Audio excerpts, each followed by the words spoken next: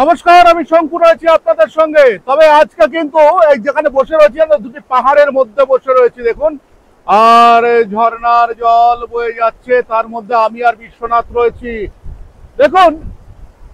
আমরা তো এই পুরুষ নিয়ে, তাই তো পুরুষদের হয়ে একটু কথা বলি।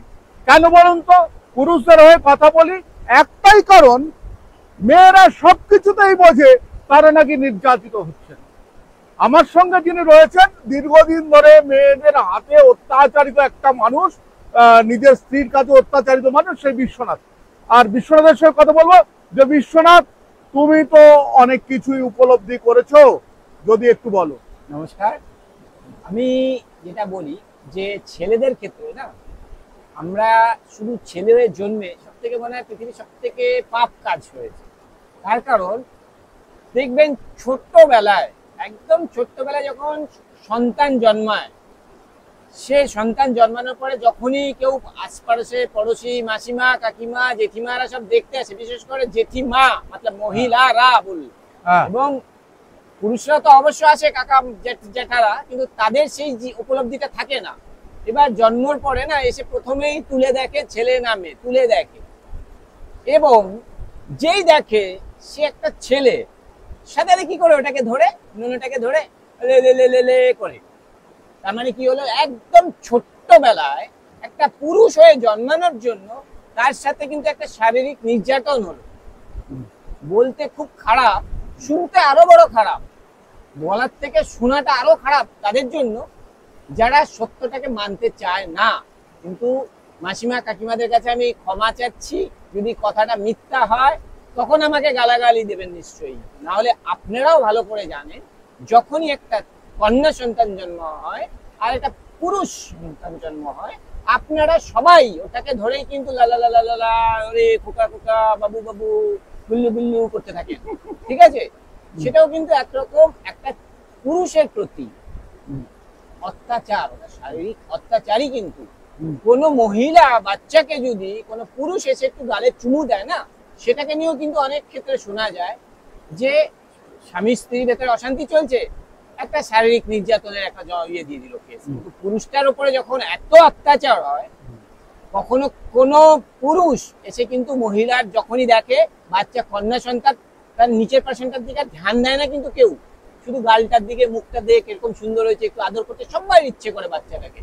কিন্তু ছেলেদের আদর করার ধরনটা আলাদা, আর মহিলারা এসে যে সেই বাচ্চার ছেলেটাকে আদর করে তার ধরনটা আপনারা সবাই জানেন। আচ্ছা, তুমি বিশ্বনাথ, তুমি কি উপলব্ধি করো, এই যে আমরা ঝর্ণার কাছে বসে আছি, এই যে জল বইছে, ঝর্ণার জল, আর এই ঝর্ণার জলের মতো করেই পুরুষদের জীবনটা মানে অনবরত যেন নিচের দিকে বয়ে চলেছে। একদম ছেলেদের জীবনের জন্য এক তো আমাদের সমাজ ব্যবস্থায় সবসময় বলে পুরুষতান্ত্রিক সমাজ, পুরুষ শাসন করে, এটা ভুল ধারণা। কোন সময় ছিল বাড়ির যদি গার্জেন পুরুষ না হবে, সামলাবে কে? কারণ মহিলারা তো নিশ্চয়ই খেটে কাজ করতে যাবে না।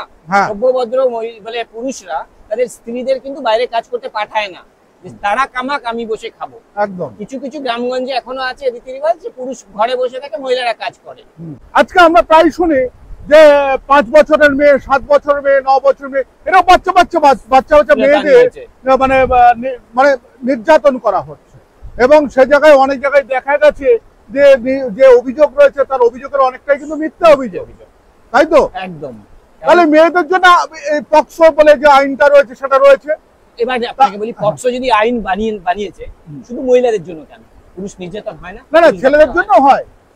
ছেলেদেরটা আপনি দেখবেন মহিলা কমিশন সেটাকে কোনো গুরুত্বই দেয় না, কারণ মহিলা কমিশন একটা কমিশন আছে, পুরুষদের জন্য তো কোনো কমিশন নেই। এই জন্য একটা মিথ্যে কেস নিয়ে গেলে এটা একটা ব্যবসায় পরিণত হয়ে গেছে। যেই একটা বাচ্চাকে নিয়ে চলে গেল, আরে বাবা তার সন্তানকে কখনো নির্যাতন করতে পারে? বাবা আদর করবেই তার সন্তানকে, ছেলে হলে তাকে যতটা আদর করে মেয়েকে। কারণ আমরা যেটা জানি, যখনই বাবার মুখের মেল বাচ্চার হয়ে যে মেয়ের হয়, বলে সেই মেয়ে সুখী হয়, বাবার নাকি উন্নতি হয়। সেরকম মায়ের মুখের সাথে মেল যদি হয় ছেলের, তখন বলে ছেলের সন্তান, বলে ছেলে সন্তান সুখী হয় এবং মাও তাতে সুখী থাকে। এটা কিন্তু আজকে থেকে না, যুগ যুগ ধরে এটাই চলছে।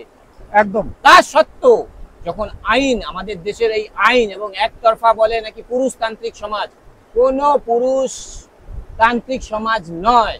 পুরুষদের উপরে যতটা, একটা পুরুষ যতটা, এখন সাপোজ বলি ওই পাথরটাকে ওখান থেকে সরাতে হবে। আমার সাথে যদি একটা মহিলা থাকতো কিংবা আমার ওয়াইফ থাকতো কিংবা একটা কেউ থাকতো, সে কি পাথরটাকে সরাতে পারতো না। সরাতে আমার যতটা শক্তি লাগবে তার কিন্তু সে পারতো না। তবুও তাহলে নাকি সমাজ, আরে একজন যেটা করছে তার ক্ষমতার বলে হয়, পুরুষের সাথে কখনো মহিলার তুলনা সম্ভবই নয়। এবং আইন এক পেশে হওয়া কখনো উচিত নয়, তার কারণ বহু পুরুষ সন্তান মানে ছোট ছোট বাচ্চারাও নির্যাতিত হয় স্কুলে। কোনো দেখতে গুলুগুলু বাচ্চা, আমি আমার থেকে উদাহরণ দিই, আমি স্কুল লাইফে খুব সুন্দর ছিলাম, দিদিমণিরা আমার দিকে খুব বাজে নজর দিত। দিদিমণিরা আমাকে আদর করার ধরনটাও তাদের আলাদা ছিল। আচ্ছা, কিন্তু কাকে বলবো, আমাদের কথা কেউ শুনবে? হতেই পারে না। কিন্তু সেই সময় যদি দিদিমণিরা তোমাকে সেক্সুয়াল হ্যারাসমেন্ট করেছিল, একদম কি বলছো হে, এক এক সময় এমন জায়গায় হাত দিত, সেটা যদি কোনো টিচার্স, কারণ আমরা দেখেছি, আমাদের স্কুলেও দেখেছি কিছু টিচার্স ছিল মেয়েদের আদর করার বলে মারার স্টাইলটাও তার ধরনটা আলাদাভাবে মারতো। সেরকম আমরাও অনুভব করেছি, আমাদেরও মারার সময় মহিলা টিচার্সরা মারতো, যখন মারার স্টাইলটাও দেখেছি খুব জোরে মারতে।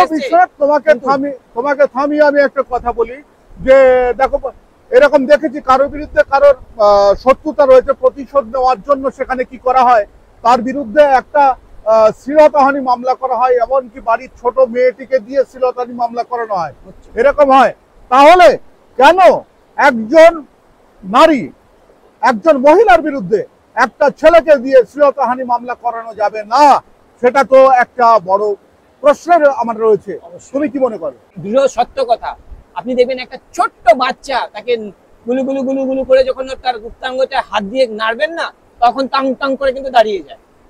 এটা এই না যে একটা পুরুষ মানে সাবালক হয়েছে তারপর হয়েছে, এটা না। ছোট্ট একটা বাচ্চার ক্ষেত্রে আপনি লক্ষ্য করবেন, এটা একদম প্র্যাকটিক্যালি। তাহলে সেটা কি যৌন হেনস্থা নয়? একদম, সেই পুরুষ বাচ্চাটার প্রতি যৌন হেনস্থাই। তাহলে এটা নিয়ে কি করা উচিত? তার জন্য আমাদের সমাজে প্রত্যেকটা মানুষকে সচেতন হওয়া উচিত।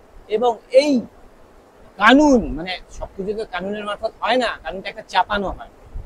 এবং পুরুষতান্ত্রিক পুরুষ সমাজ হ্যান বলা, এটাও কিন্তু মানে এটা নিয়ে একটা আইন হওয়া দরকার। একদম আইন হওয়া, অর্থাৎ আইন যতদিন পর্যন্ত ঠিকঠাক না হবে, আপনাদেরকে একটা কথা আমি জানিয়ে রাখি যে ততদিন আমাদের দেশে আপনারা ঠিকঠাক করে কোনো বিচার পাবেন না। কারণ তদন্তের জায়গায় গিয়ে আইনের বিভিন্ন জটিলতা নিয়ে যারা তদন্তকারী অফিসার রয়েছে তারা কিন্তু অলরেডি থমকে দাঁড়িয়ে পড়ে। আমি শঙ্কু রয়েছে আপনাদের সঙ্গে, ইন্ডি নিউজ 24, দেখতে থাকুন।